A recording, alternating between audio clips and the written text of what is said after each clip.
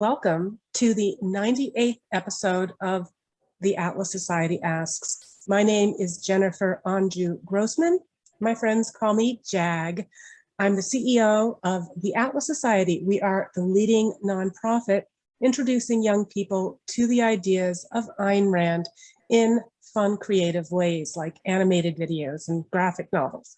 Today, we are joined by Isaac Morehouse. Before I even get into introducing our guest, I want to remind all of you that are joining us on Zoom, on Facebook, Instagram, Twitter, LinkedIn, or YouTube, you can use the comment section to type in your questions and we'll get to as many of them as we can. So our guest, Isaac Morehouse, is CEO of Crash and the founder of Praxis, two startup companies that seek to be alternatives to help people build skills and launch their careers without having to spend years in college or rack up student debt. An entrepreneur at heart, Isaac is a lifelong advocate of self-directed living and learning. He's a prolific writer, authoring 10 books, including a few that I have here. This was his first book, Better Off Free, Don't Do Stuff You Hate, Crash Your Career, Forward Tilt, and also Why Haven't You Read This Book, which I have read on Audible. So Isaac, welcome again. Thank you for joining us. Hey, thanks so much for having me, Jennifer. So before jumping into your approach to launching young people into their life paths without the direct expense and the opportunity costs of college, how did you get launched? Yeah, I stumbled through the hard way. I wish I would have realized at the time, which is, I guess, part of what led me to eventually launch Praxis and do a lot of the work that I've done. But I wish I would have known how much more I could have gone my own way. So in some ways, I did have a very unconventional education from a young age. I was homeschooled. And so, grew up with not a lot of structure in the school setting. It was like a mix between homeschooling and what would now be called unschooling. That was not intentional, but my mom was, very overwhelmed with stuff and very social. So we did a lot of activities, but not super stringent on the curricular stuff. But we always had a lot of responsibility and independence. When I was 3, my dad was in a car accident. And so he survived, but he was in a wheelchair, has no short-term memory, and required 24-hour care. And so growing up, my mom's kind of taking care of him and trying to homeschool us. And we had to often help taking care of him as well. So we had to be very independent by nature, doing a lot of household chores, taking care of more things than most people do at a young age. And I think that was great because we had a lot of freedom, but also a lot of responsibility and independence. So, I always had jobs and things like that, like, mowing lawns and delivering papers from a very young age, and got to kind of have a lot of control over my schedule. So I'll try not to go on too long with this story, but my sophomore year, I went to a private high school because a lot of my friends had started going there, a lot of who were homeschoolers. And I mostly just went to play on the basketball team. And I went there for 1 year, and it was fun. I enjoyed playing sports and social stuff and whatever. But the whole time it was like, this just feels so artificial. It's such a waste of my time. Every single person, just because virtue of our age, we are all sitting in the same 50-minute segment, and then a bell buzzes like cattle. We go to the next one. It just felt really constrained. I was used to working during school hours and earning money at different jobs and just having more freedom and flexibility. So after 1 year, I decided, all right, I'm out of here. I'm going to go take classes at community college a couple days a week, and then I can work the other days a week and just sort of pay my way through. And I did that. And, I enjoyed some of my classes. I mean, I really enjoyed, especially anything, on philosophy or political science or history, that kind of stuff. But it was like, for one, I was like the only person who seemed to enjoy it. Like none of the students seemed to enjoy, almost none of the students seemed to enjoy this thing that they're paying all this money for. And two, when I transferred after 2 years to the 4-year university in the city where I grew up, Kalamazoo, Michigan, and again, I was working 3 days a week, living off campus, trying to be as frugal as possible, paying my way through school. And I'm just thinking, why does everybody tell me that I'll be like homeless and unemployed if I don't get this degree? This doesn't make any sense because, for one, I'm not really learning anything here that's valuable. The quality of the education was relatively low in most classes. There was a few exceptions. And I was looking at like, what am I going to do after I graduate? And I don't really know, but everything I could think of, I was like, I don't see how any of this stuff is going to help me with that. And I was struggling. I had this frustration, and the seed of the epiphany that 10 years later would lead to me starting Praxis was I was sitting there in a classroom and I was trying to figure out what is it that people are buying, because they don't seem to be buying the classes because they're happy when they're canceled, right? You don't pay for a service ahead of time and then you're thrilled when it's not delivered, right? So clearly the fact that they're happy when class is canceled means that class is not the thing they're paying for. What is it that the social experience you could live on? I had friends that lived on campus and did the whole social thing without ever registering or going to class. So you could do that without paying a dime in tuition. What is it that they're paying for? And I had this epiphany. I looked around, I thought, they're all paying for a piece of paper that says I went here. And I thought, well, I'm paying for that same piece of paper. And I remember it was a class where all these kids were like, kids next to me were like, dude, I'm so hungover. And, we were doing like a thing where we try to grade each other's essay. And I'm like reading this essay that, was like barely legible. And I'm thinking, all these kids are going to get the same degree as me. So what I'm paying for is basically a piece of paper that says I'm likely no worse than everybody else that has the same piece of paper. And I thought, well, that's like a pretty weak signal. That doesn't communicate very much. I've seen the other kids that go to Western Michigan University. There's not a lot there that would make an employer say, oh, wow, I got to hire you. So I had that epiphany and I thought the degree is really a signal. So I began this journey to like think through and figure out how could you create a better signal. And I didn't do it right away. I went on to my, career, just pursuing things that were interesting to me. But 10 years later, this kind of came back up again when I started Praxis. All right, well, we're going to get into that, but I don't want to leave your childhood experience quite yet. You mentioned that your mom homeschooled you, a combination of homeschooling and unschooling. So I would love for those of us who aren't familiar with the distinction, maybe to let us know about that, but also given your perspective as a homeschoolee, and then I understand you have 4 children, which you and your wife are homeschooling. I'd love to get your perspective on how homeschooling may have changed, given the increased popularity of homeschooling as a result of the lockdowns and mandates for children in public schools. How has homeschooling changed and prospects for the future? Yeah, it's pretty crazy. When my mom started, my parents decided to homeschool us, and it was like the early mid 80s, and it was borderline illegal. It was full on illegal in some states. And in Michigan, where we were, it was borderline illegal. You had to be a certified teacher to homeschool your kids.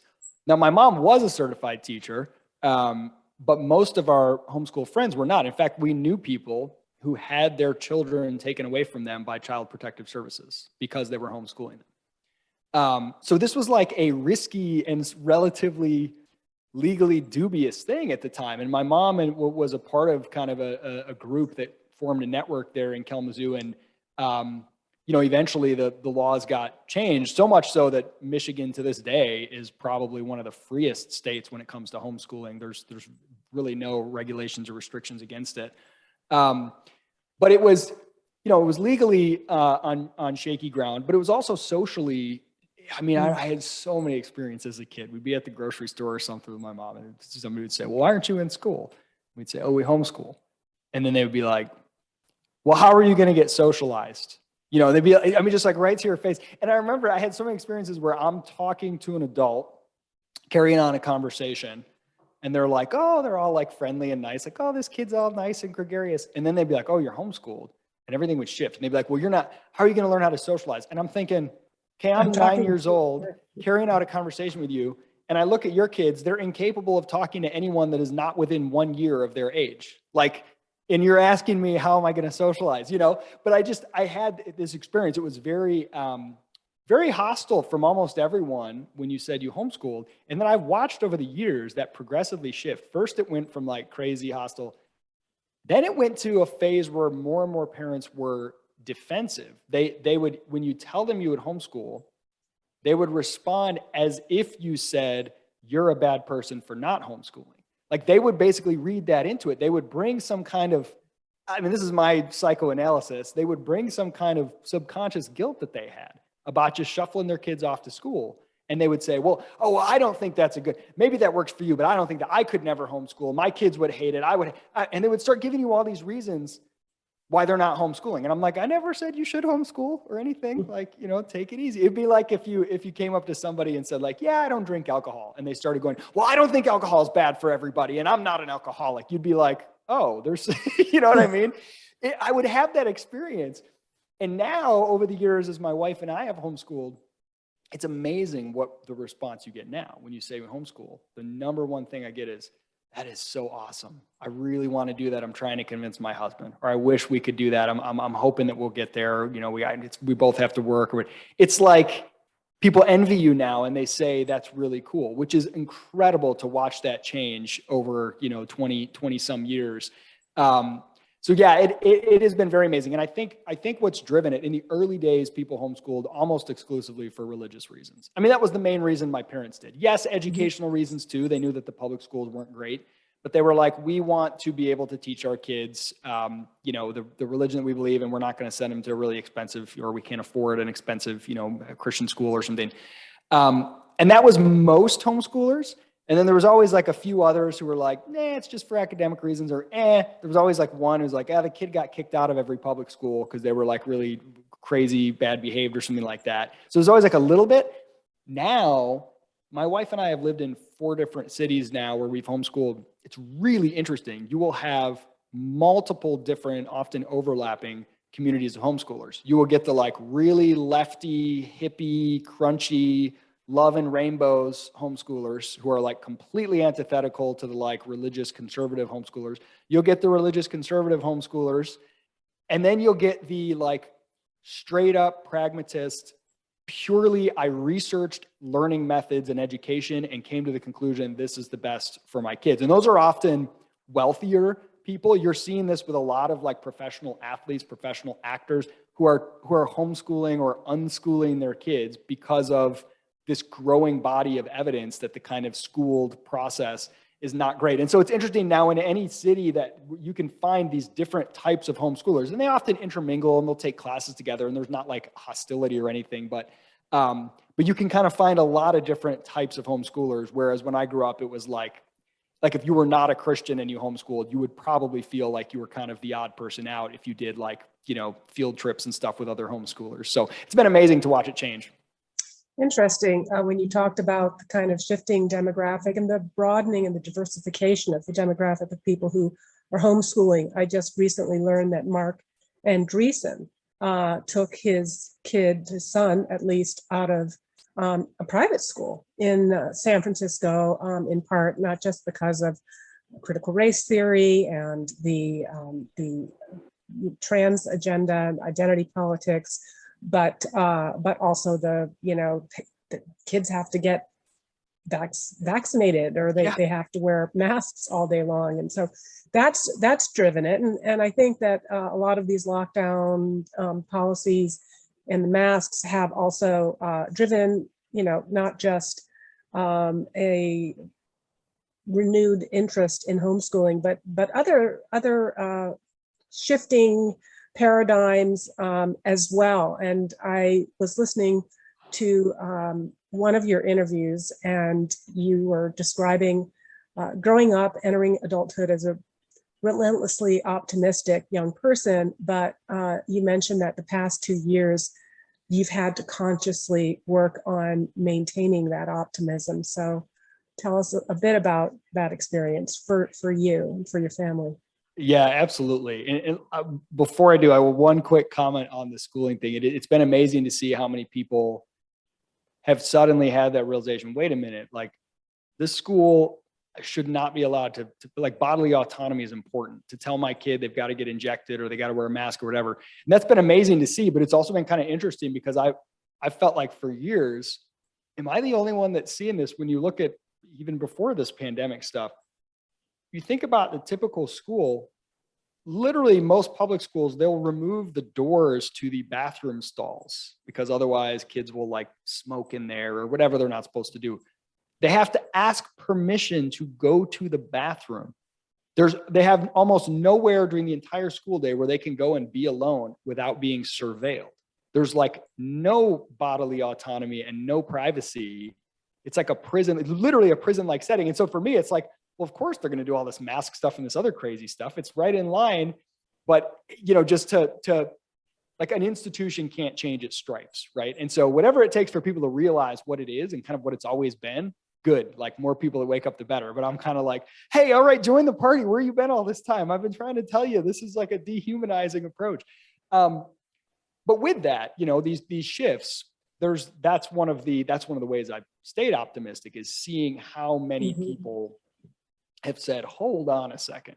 And it's come at various points, right? For some people, it still hasn't come. For some, it was like, okay, I'm all right with mask mandates. I'm all right with lockdowns. I'm all right with this. And then, by the third vaccine mandate, I'm starting to say, hold on a second, right? But the silver lining is people are starting to. And once you start to say, this is a line where I feel intuitively you shouldn't be able to cross, then you go from acting out of your gut, intuition, reaction, to your mind rationally. And you say, well, why? Why do I think that?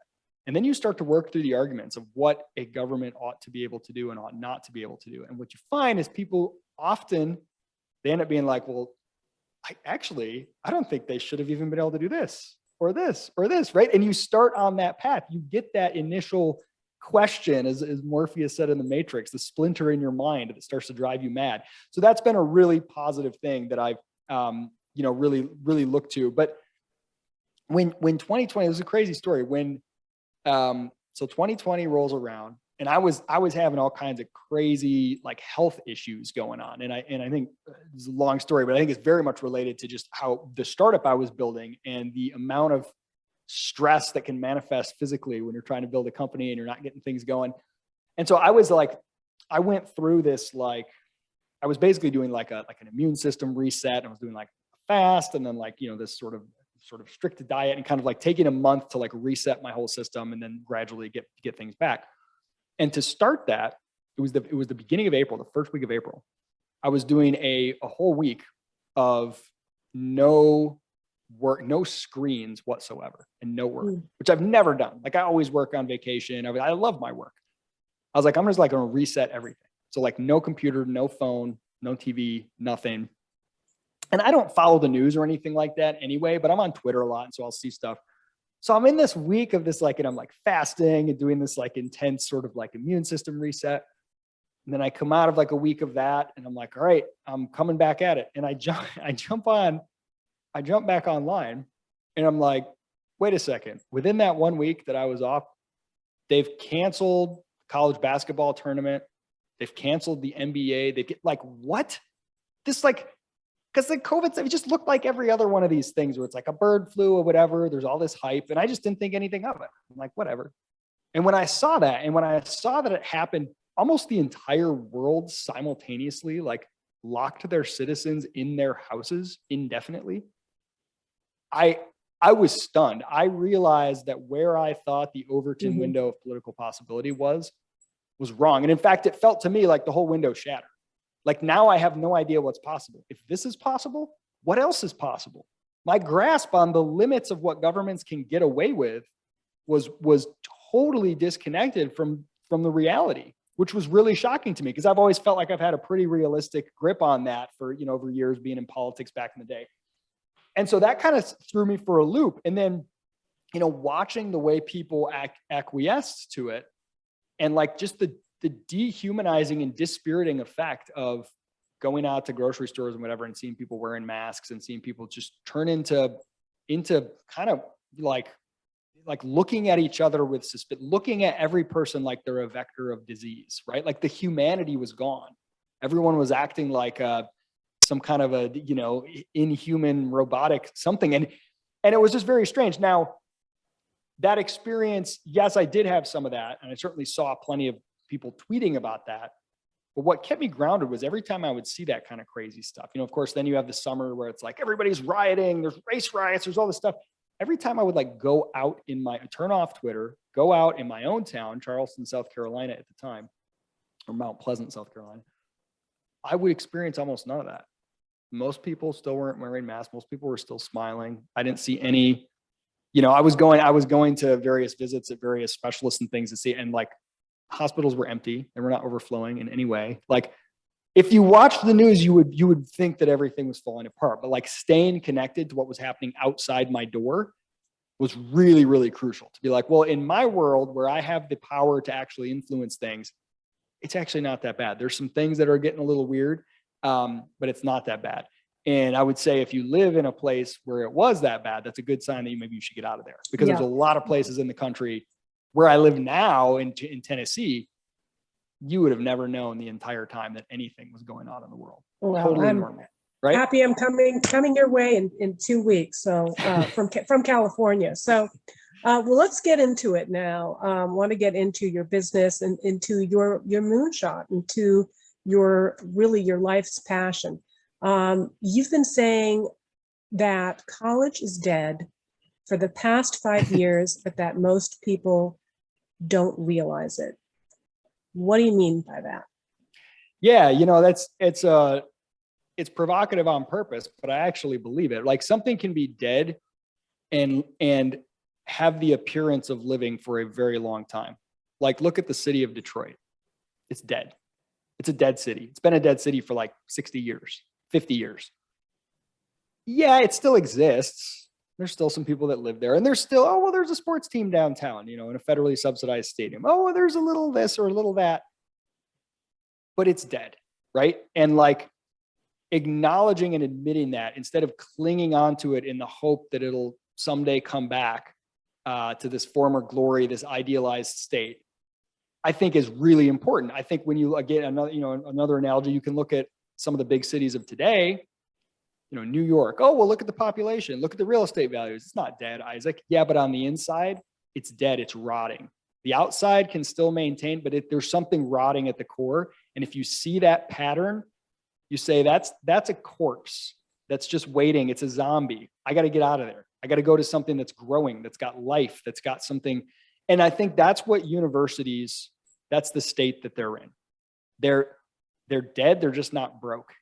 They still have huge endowments. They've still got a lot of sort of unthinking, just the system, just churning people through, going in, getting there. But the life, whatever was real and living and vibrant at the core, in the case of most universities, of course, there are always exceptions, it's dead. It's kind of rotten. It's hollow, from the inside out. Certainly in a moral sense, again, the fact that you can find a couple good professors here or there, those are the exceptions that prove the rule. It's a decaying They all system. work at the Atlas Society, by the way. Right? I mean, yeah, and that's a great point. I used to work at sort of nonprofits that would help, free market thinking professors. And you would have to obtain funding from donors that had nothing to do with the university to allow these people to keep studying, because the university system itself, it's not going to feed those people and sustain. They have to be somewhat outside of the academic system. Maybe they have one foot in, but to stay alive, they got to be at least partially detached. So yeah, I mean, from a cultural narrative standpoint, these narratives take a long time to fade away. I mean, look at the Queen of England, right? It's probably never going to go away as a figurehead. Look at the US Post Office. All it does now is deliver junk mail. You don't actually need it anymore. It's probably never going to go away because it's got a big bureaucracy and a big lobby, but it's, for all functional purposes, it's dead in terms of being the crucial, important thing to deliver messages to people, right? And so the university, as the place of learning and the place of vaulting you into your successful career, it's dead. It's not that anymore. And the sooner you realize it, the sooner you can think clearly about what it is you want and how to get it. Now, it's possible that what you want may demand that you go into that system and get that degree. If you really passionately want to be a certified public accountant, Well, unfortunately, there are laws that say you have to have a degree in accounting to do that. If you know that's what you want and you know it's worth the cost, then you just see it as a price to pay and say, I'm going to get the most I can out of it. I'm going to go in knowingly with the idea that you just go in. I don't know what I want to be, but I know I got to go to college. It's not true. And the sooner you can wake up to that fact, like this thing is gonna saddle you, this big zombie that just sucks the life out of young people. It's gonna saddle you with debt, give you a bunch of crappy ideas if you pay attention at all. Give you the opportunity to party and get drunk. You can do that for free. That's what you really want, So just realizing that, like, you don't need them, they need you. This pernicious myth pushed by like the blue check marks, the journalists, the academics, that to be a person who matters, you need a college degree. To be sophisticated, right? To be intelligent, to be one of the important people, you need a college degree. That's the bullshit they're peddling because they need you. You don't need universities. If you walk away and go do what you want to do, they're gonna dry up and die. Right? They're the ones that need your money, and you don't need anything that they bring to the table at all. Their stale rubber stamp of approval. Who the hell is going to be like, oh, wow, a BA in communications from the University of Iowa. Oh my God, I'm going to hire you today. You sound incredible. Right? Like, no. Yeah, well, that's the whole kind of moral of Atlas Shrugged, that when you withdraw, you find out who really needs whom. So let's get into Praxis. What led you to launch it? What's the model? And what are some of the results? Yeah. So, as I mentioned, I had this irritation in my own university experience. And by the way, never used my degree. It was listed on my resume. Nobody ever asked about it. I could have just made it up and put it on my resume. Nobody ever asked. I got all my jobs from, I interned for free and I did a good job. And then someone recommended me to another job. And then, from there on out, once you have one job, that carries more weight than whatever past education experience you had. Nobody cares, right? So I'm in my career. I'm working at a nonprofit where I'm helping a lot of young people get their careers started. I was running a fellowship program, placing people in journalism, think tanks, academic type roles. And I'm running this fellowship and I'm seeing all these young people, they're getting degrees and they have a lot of debt. And then they're going out and they're saying, well, nobody's hiring. Can't get hired. And this was not long after the 2008, financial collapse. And so everybody's like, oh, it's the economy. The economy's terrible. No one can get a job. Well, then I move into doing fundraising for this nonprofit. And I'm traveling all over the country and I'm meeting with self-made millionaires, occasionally billionaires. And I'm asking them about their businesses. How'd you get it started? What's it like? Blah, blah, blah. And I would always ask them the same question. What's your biggest constraint to growth? Every time they would say people. They'd say, I can't find enough good people. I'm always hiring. I don't care what the economy says. I'm always looking for good talent. And I'm thinking, here's all these business owners saying they can never find enough good people, and all these young people saying nobody wants to hire them. Well, something's wrong here. So I had this idea. I thought, well, instead of spending 4 or 5 years, and a lot of these kids would go back and get a master's degree just as a way to delay paying their student loans. I thought, instead of spending 4 or 5 years, the average now is about 6 years to get a 4-year degree, hoping that you learn something that's valuable and then hoping that when you come out, someone will want to hire you. What if you found out right away what you're interested in and what's valuable in the market, instead of just guessing, instead of hoping that some professor who's never been out in the real world marketplace and is scared of it and hates it, that they're going to teach you what's valued by the marketplace, right? How about you go into the marketplace? So I thought, what if I could find a bunch of business owners and say, look, if I'll pre-qualify and vet them and give them a little bit of training, I'll send you some really young talent. They're going to be raw, but they're going to have the right work ethic. Will you bring them on at a really low cost for a 6-month apprenticeship? And then they'll learn on the job. And then at the end of that 6 months, I thought, there's no way after 6 months of working at a real company, you won't have more that's valued by the market than 4 years in college.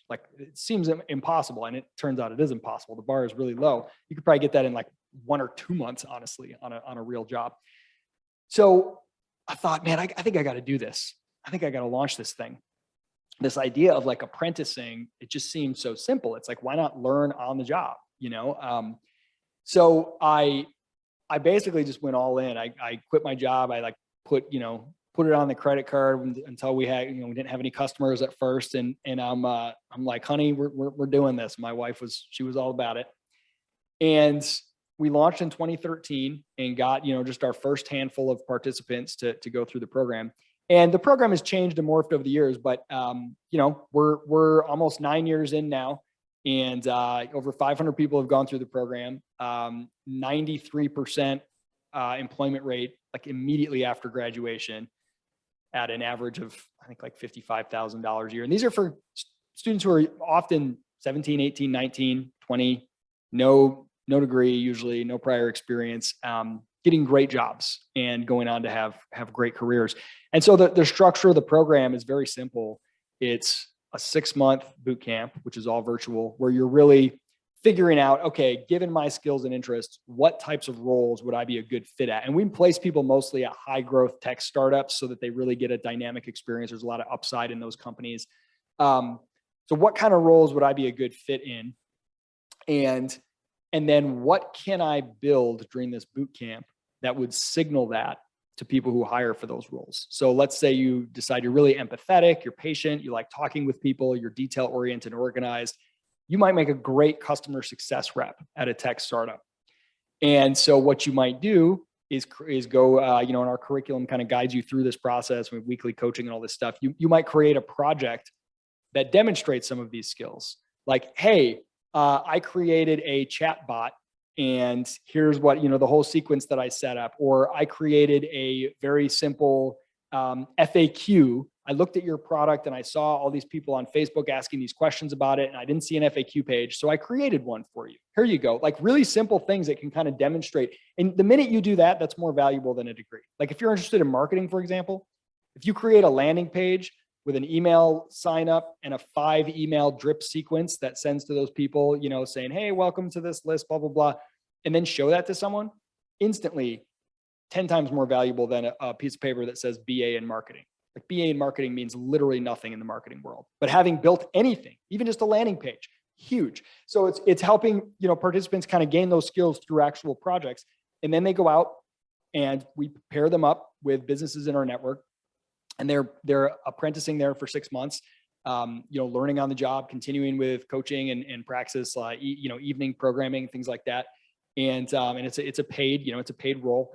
And at the end of it, like I said, it's 93% are getting hired, immediately, usually in that same job. They're usually getting an offer from that same company to come on full time. So, and the whole goal from day one was, can we make something that is 1 year or less and that costs $0 on net to the participant?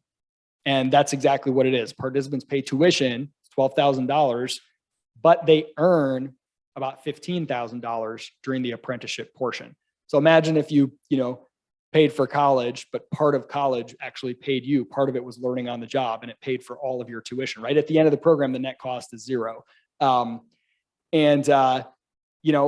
Believe it or not, especially when we first started, it was really, really hard. People were like, yeah, okay, you're guaranteeing me an apprenticeship and it's a $0 net cost and it's just 1 year and I'll probably get hired at the end of it. I just don't know. It seems risky. I guess I'll keep spending $40,000 a year on a communications degree and hope that something good happens. You know what I mean? It's like the narrative is so strong, but it's gotten easier and easier every year. Like, now we don't even have to convince young people that college is a waste. They get it. Now it's just a matter of if they can convince their parents to not kill them for not going, So I'm going to ask you the same question. Then we've got a bunch of questions coming in. I'm going to start grabbing some of those.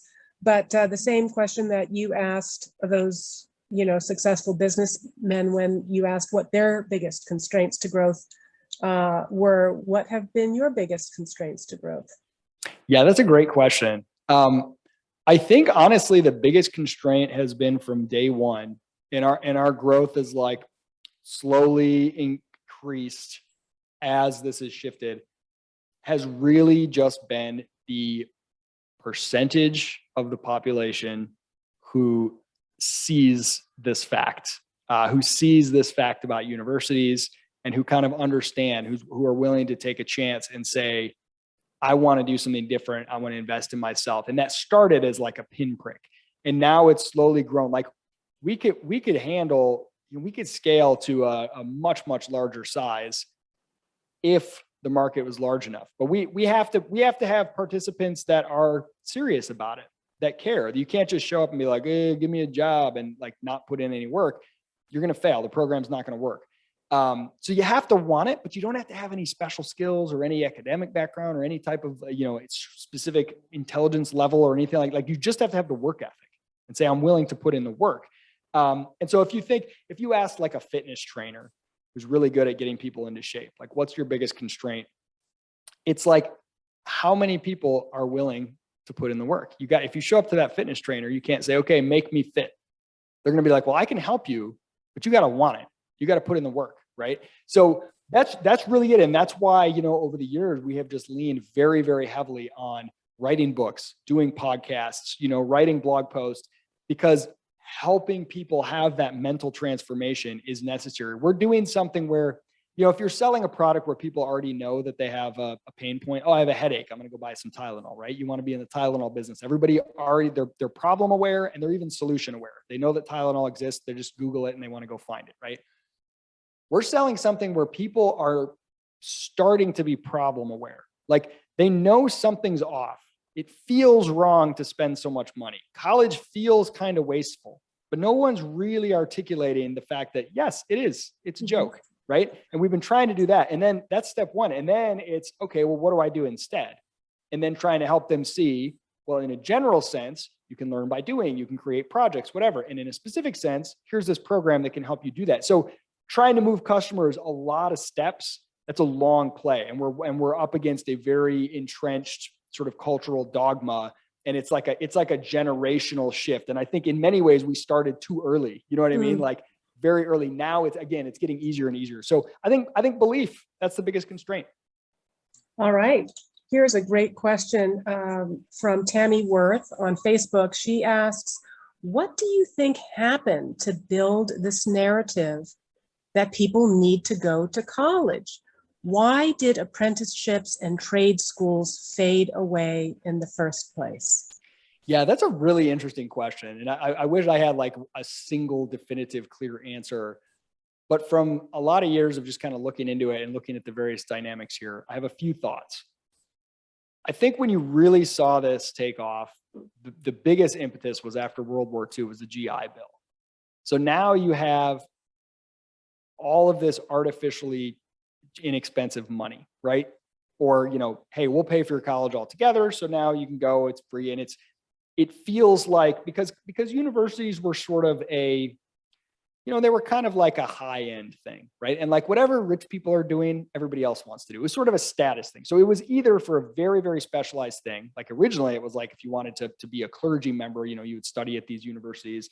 And then some of the sciences, got in there, some like, literature and some of these things. But even then it wasn't like most writers were, going to college to become writers. But it was like it was kind of like a luxury status thing for wealthy people. As the government started to say, okay, we're going to do this for everybody. And I think the schooled mindset, the schooled approach to learning in general, as that took over, as the United States lower education system, deliberately modeled after the Prussian system, whose sole goal was to make obedient soldiers, was like, everyone's a widget. We cram you through this industrial factory-like system. This is how learning happens. And it's like so weird. It became to where people forgot that humans learn stuff without going to school. Like go look at the literacy rates in pre-industrial mass schooling America. They were like 90+%. Now, how did people do this? Right. Now there were schoolhouses and stuff like that, but how do you learn to speak? How do you learn English, the language, as a toddler, or how to walk? You're around it and you practice it. That's actually how humans learn everything. But this was like forgotten, this idea that, and really the school system is about unlearning, having people unlearn the things that come natural to them, like independence and entrepreneurship and creativity, so that they can be molded into obedient kind of citizens, right? And so after 50, 60, 70 years, almost a century of that mentality dominating, and the people who were educators, they went to universities, right? A lot of them teaching schools and teaching colleges, to sort of normalize so that everyone would learn the same thing and then go and teach this to young people, that shift started to happen. So the way we viewed learning. And so then you have this post-World War II, and it's like, well, what are all these people going to do? Well, they got to have jobs. Well, how do you learn? Well, you learn in a classroom. So we'll give them money to go to classrooms, right? So you have like a failed assumption about learning coupled with a artificial incentive from the government. And now you get all these student loan programs coming on, and suddenly the universities are like, oh, this is a gravy train. So now we're going to continue to compete for those cheap dollars. And people who love the university system are disproportionately, Robert Nozick has an essay on this, and actually Hayek has the intellectuals and socialism as well. But they're disproportionately like, okay, I went through school and I was rewarded for doing things well and obeying and doing what the teacher asked. And then I went through university and the same thing.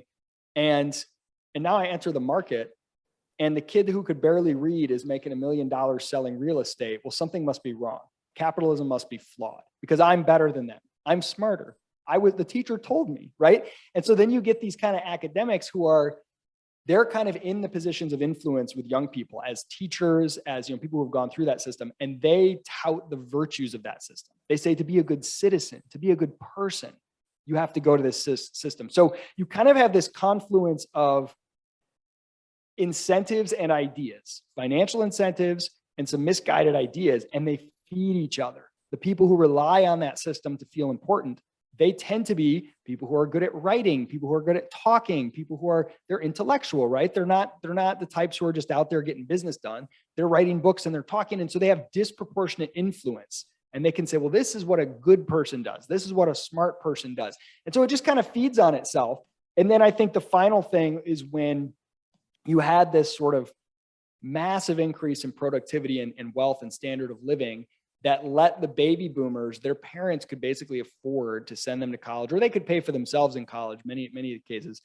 And for many of them, like a lot of them went to college, but not all of them. And this was seen as like this big achievement. And so they set in their mind, the proxy for being a good parent is getting my kid into the best college and getting them through college. And if I do that, all of my peers will judge me well, right? It's a status thing. So if you go to the cocktail party, and I mean, I've seen this firsthand as a parent, and you say, oh, what's going on with Joe? Oh, yeah, he's at Florida State. He's about to graduate. People say, oh, wow, that's great. You must be so proud.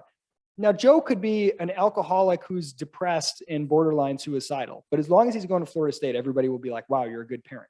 Well, what about Jane? Jane didn't want to go to college, so she started a business, and I don't really know what she's going to do. Jane could be crushing it, making $200,000 as a 20-year-old, and people will still be like, oh, and they'll make you feel like a bad parent. Like that's how tied the idea of being a good parent to having your kid go to university is. I mean, I've literally talked to parents who have college grad kids who are living at home, who are struggling, who can't find a job for years, and they're depressed, and they are more proud of them than their 19-year-old who skipped college and is crushing it with a business that he owns and is happy and is living on his own independently, because they have this idea that college equals success. It's this religious thing that has kind of evolved. So there's a lot of factors. That's my best attempt at kind of pointing out some of them. So, one of the things that comes up a lot with our donors at the Atlas Society, they are doing their best to raise children with a firm grounding in reality and a sense of gratitude for living in America. And they send their kids to college only to have them become brainwashed by things like socialism and critical race theory and intersectionality. I'm wondering, especially with your comment that you said, maybe I started Praxis a little bit too early, if, was it purely a business opportunity that you saw that you wanted to capitalize on, or was any part of your motivation, I mean, given that you've been interested in freedom and in philosophy, was any part of it like you wanted to do something good in the world and maybe provide an opportunity for people to avoid not just the expense and the opportunity costs, but also some of the ideological contamination and peer pressure at the university setting? Or is that just an added extra benefit to just getting on with your life and getting out there and making money? That was the primary motivation. I have always been motivated by human freedom, expanding my own and others' freedom. And so my career trajectory really follows my intellectual trajectory in trying to understand how to bring about social change, how to make the world more free. So I started in politics thinking that, well, I guess that's where you do it. And I realized, no, that's not. Politicians are followers, not leaders. You know, they're operating within a window that's defined by broader cultural forces. So then I kind of moved into like think tanks in the world of ideas. And in the process there, I came to the conclusion that the majority of people's beliefs are not formed by direct arguments and engagement with ideas. Some are, but the majority are formed by experiences. What is normalized for them through their experiences? So if you have grown up where something has just always been that way, you're going to tend to think that it's probably okay, probably should be that way. If it hasn't been, something foreign is introduced, you're going to tend to be skeptical of it. And so I thought, well, how can we create experiences where people have more freedom as a default, which will make tyranny seem foreign and horrible to them? And I looked at some various examples of where I saw freedom expanding in some tangible ways, and I realized it was not coming primarily from ideas and intellectuals and arguments. It was primarily coming from experiences. And I remember when Uber first came out, how many times had think tanks been writing about the deadweight losses of taxi cartels and the immorality of, making it illegal for somebody to, offer you a ride for pay and all this stuff? No one really cared. They just always had seen taxis. They didn't really know how it worked. It didn't matter. Now you introduce Uber, you put an app in their hand that's way more convenient, and they use it. And guess what? When the various local governments say, we're going to ban Uber, suddenly everybody sounds like a libertarian. How dare you tell me who I can pay to give me a ride? No, you're not going to ban Uber. And Uber ended up winning pretty much every one of those times. They got banned temporarily or whatever. Now you can argue that, it's Uber started to become more and more regulated and getting more, but just seeing that initial emergence of something that had been around, that had been really like a mob run racket for decades, the taxi medallion, racket, to see it get disrupted like that without anybody winning a big debate or publishing a white paper. It was like you create a new experience, and now suddenly people, they like it. And so I thought, well, I'm really passionate about this world of education, and I think that that's ultimately the depredations of the state are limited to what the populace will tolerate. And the populace's toleration of tyranny is heavily, heavily conditioned, I would say predominantly, through the education system. Like, that's the reason states want education systems. If you can normalize obeying arbitrary authority, then there you go. That's your gateway to whatever you want to do. And so I thought, okay, so if I can kind of work backwards, right? The reason people tell themselves that you have to go to school is so that you can get into college. And the reason you have to go to college is so you can get a job and not be a loser. Well, if I can demonstrate, if I can just offer people a product and say, I'll get you a better job faster and cheaper. Now suddenly they say, well, maybe you don't have to go to college. And if you don't have to go to college, what's really the point of high school and trying to get good grades, right? And if you don't have to do that normal high school, whatever thing, maybe there's a better way to like be a kid and grow into an adult and learn things. And then all of a sudden you have a generation where more and more people aren't going to school and doing all that stuff because they realize there's a better way. What the state is able to get away with shrinks. Right. And that's literally my mission, is like, how can we shrink the state? Well, let's start with higher education and show people that they can get a job that's better without it and have a better experience. And that will eventually, and it will start with a small remnant of people, but a disproportionately influential remnant, because these are people that, the Praxis alumni network is amazing. So yes, that's a very long answer to your question. It is very much a part of my desire to spread freedom and to help people live as free as possible. And that's what gets me up every morning. And I think there's a million ways to do that, but any way you can connect it to a for-profit enterprise where you get that immediate feedback from customers. And if my idea about how to make the world more free sucks, then I'll go out of business. If there's something to it, I won't go out of business. I kind of like that. I like it too. All right, we got about a little less than 10 minutes. I've got a couple of really great questions. I don't think we're going to get to all of them, so I am going to take the prerogative to ask you about Ayn Rand, because there is some Ayn Rand in here. You wrote, well before I wrote my Wall Street Journal op-ed, Can You Love God and Ayn Rand?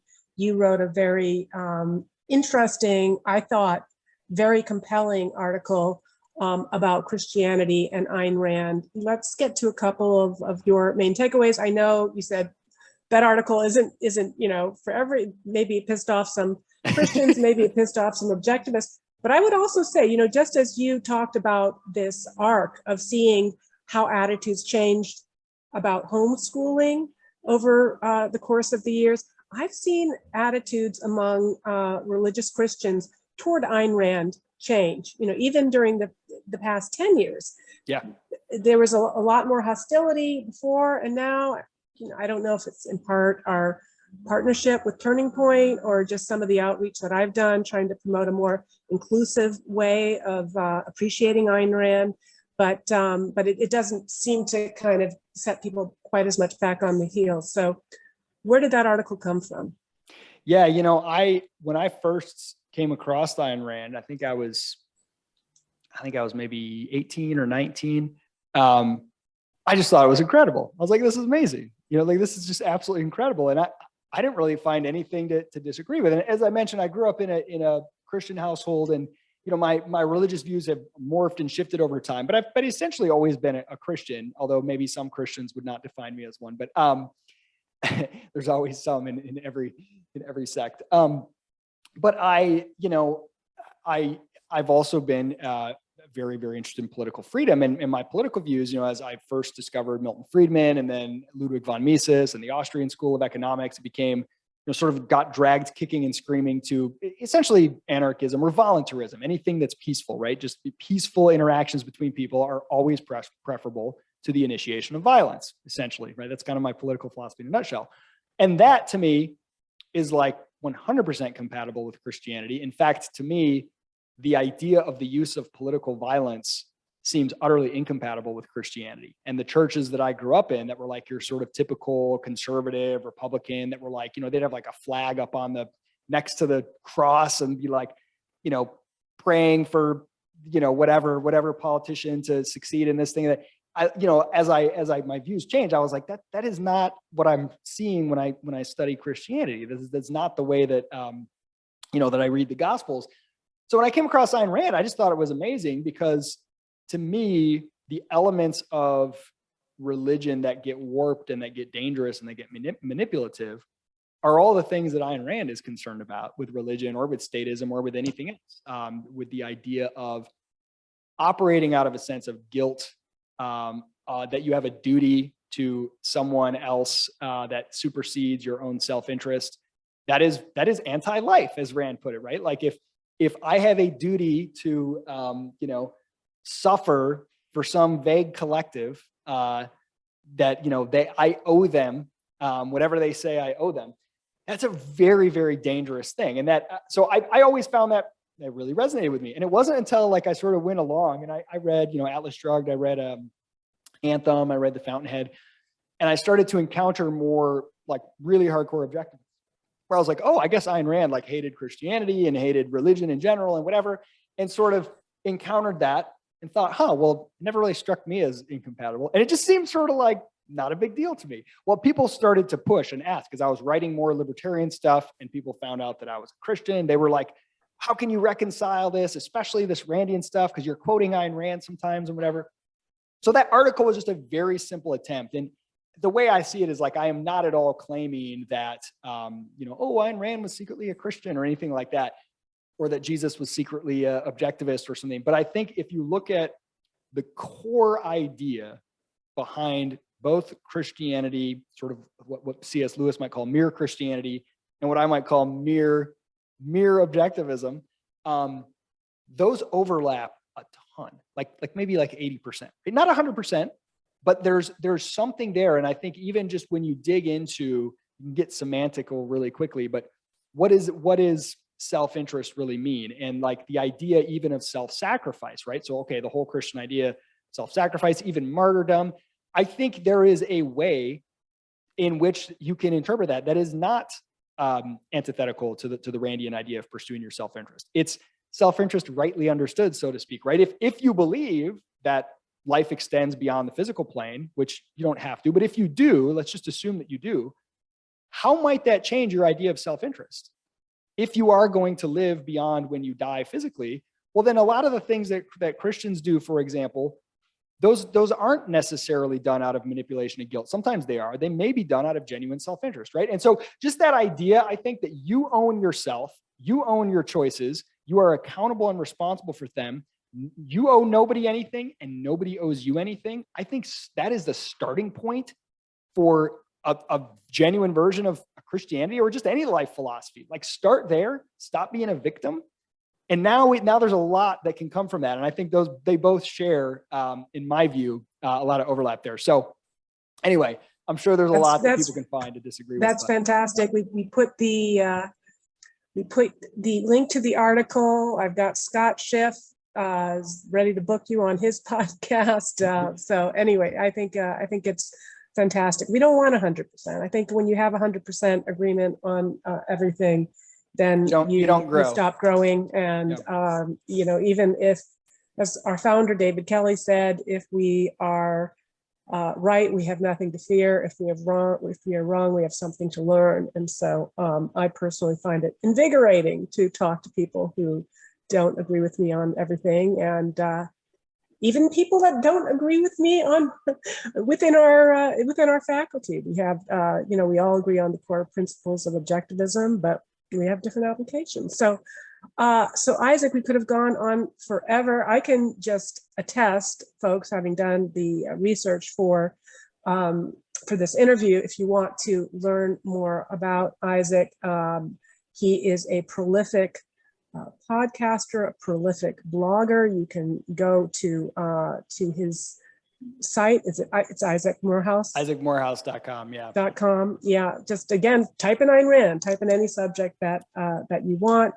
10 books, as I mentioned, but especially if there are those of you who have children or grandchildren, or just young people in your life, that you want to make sure that there is a richer and more varied and more vibrant universe of options for them, please check out Praxis. And is Crash, we didn't really get to it, but is Crash for young people, or is that basically anybody along the path of their career that wants to?